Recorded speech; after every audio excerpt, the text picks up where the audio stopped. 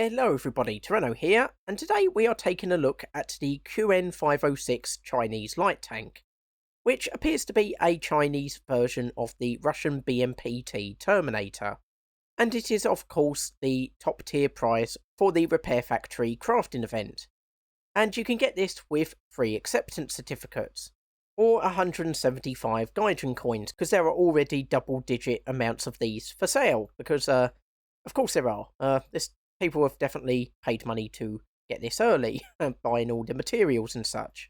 So this is coming in at rank 6, battle rating 9.7, which puts it at the same battle rating as the ZTZ96A.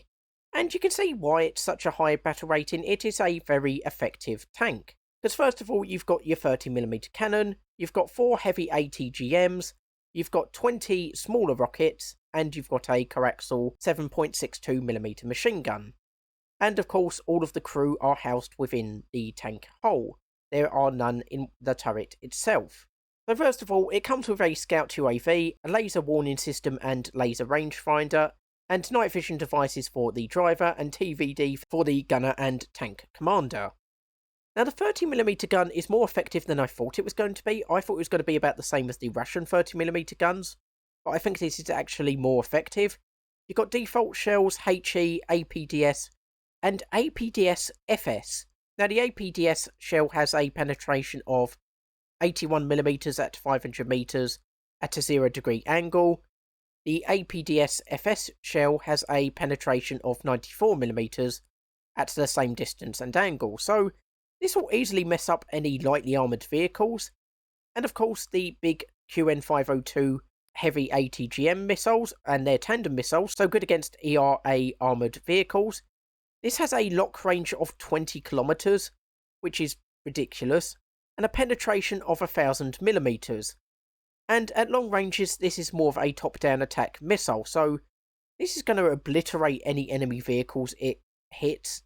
You've also got the smaller QN201 missiles, only 200mm of penetration, but again, you can fire these in quick succession, so you can easily mess up any enemies by just firing all 20 of these at once, and you're probably bound to destroy something on their tank, or at least mess up something allowing you to escape.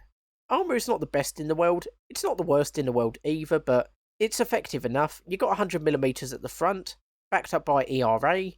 On the side you've got 80mm, backed up by some slat armour around the upper hull, lower turret area. And the rear is 45mm. And the upper hull is 30mm RHA, backed up by some high hardness rolled armour. The turret itself is only about 25mm, but it is sloped in some areas, which increases the protection a little bit. And of course there's no crew in there, so if you get penetrated there, it's only really damage to the gun that you have to worry about. Speed isn't the worst in the world, but it's not the best either, considering this is meant to be a light tank. 31 miles per hour forward, or 50 kilometers an hour forward, and 4.5 miles, or 7.2 kilometers backwards. And you've got 3 crew, a commander, gunner, and driver, and the commander can also fire the main armament. Interestingly, the vertical aiming drive is these control panels here. I kind of thought the vertical aiming drive was supposed to be the physical thing that moved it up and down, which I would have thought would be in the turret, but no, they're using the things here, which could be a bit of an issue, because if a shell comes through here, you'll kill the crew and knock out the vertical aiming drive. Whereas, of course, if you had a shot up here, your crew would still be alive, but obviously your gun would be damaged. I'm not entirely sure how they're supposed to repair the damage there in real life, but in-game, of course, it will just repair itself. And you've got your commander optics, 3 to 10.7 zoom, 25 to 7 degrees FOV, or 25 to -7 degrees FOV. And the gunner has auto tracker mode, track IRST, a range of 8 kilometers, BVR mode, ACM mode, zoom of 4 to 12, and FOV of 18 to -6. And you also get standard green, yellow, black camouflage, tricolor desert camouflage, basic desert camouflage, tricolor camouflage, and winter camouflage. We're just going to take this out for a quick test drive just to show off the armament.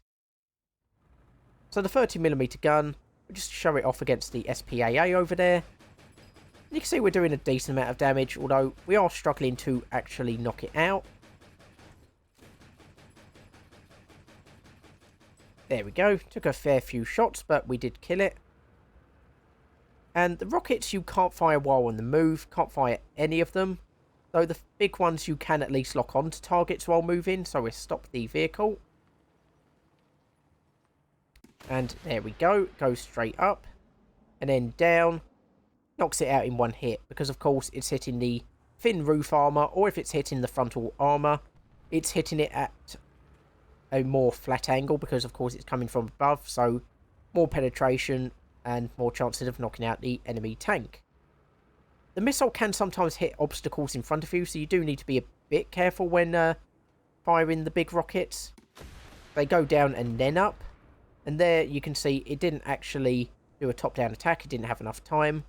And of course, unfortunately, because it locks on, you can't tell it where to go specifically. Like, say that little circle bit on the turret there was a weak spot. I can't aim specifically with that. I can't aim specifically at that with that rocket. It will just go wherever it wants. Here we can hit the target right at the back there.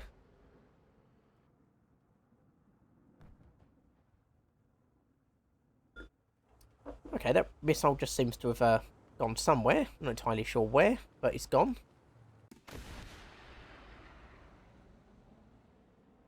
Yep, there we go. That's better. And we got a direct hit. And you can fire your missiles all very quickly. Your secondary missiles. So we destroyed the M48 from the front. Sort of a bit at the side. And we've still got a bunch of missiles left. And even the ones that don't penetrate are probably still going to do some damage. And we destroyed the T-62 as well. You can see this is pretty useful. There's the commander mode. And we can fire the main 30mm cannons from here as well. Though the gunner does have better zoom. So I'll probably be sticking to the gunner when engaging enemy targets. So of course, the commander view is higher up, which is always good. Helps you to see over obstacles and such. So that is the QN506. Is it worth getting this? Definitely. This is probably one of the better prizes of the event. I've already seen about 20 of these for sale when the other ones I've only seen 1 or 2. So this is definitely the most popular vehicle that people are going for. And like I say, it's not hard to see why. This is definitely the best of the vehicles. So yeah, if you're looking at getting just one vehicle in this event, this is definitely the one I say you should go for. Unless you're not into ground forces, in which case, don't go for this. But hopefully this has helped you to see what this vehicle is like. Anyway, just a quick video for today. Hopefully you enjoyed it. Hopefully you'll join me for future episodes. I've been Tyranno, and I'll see you next time.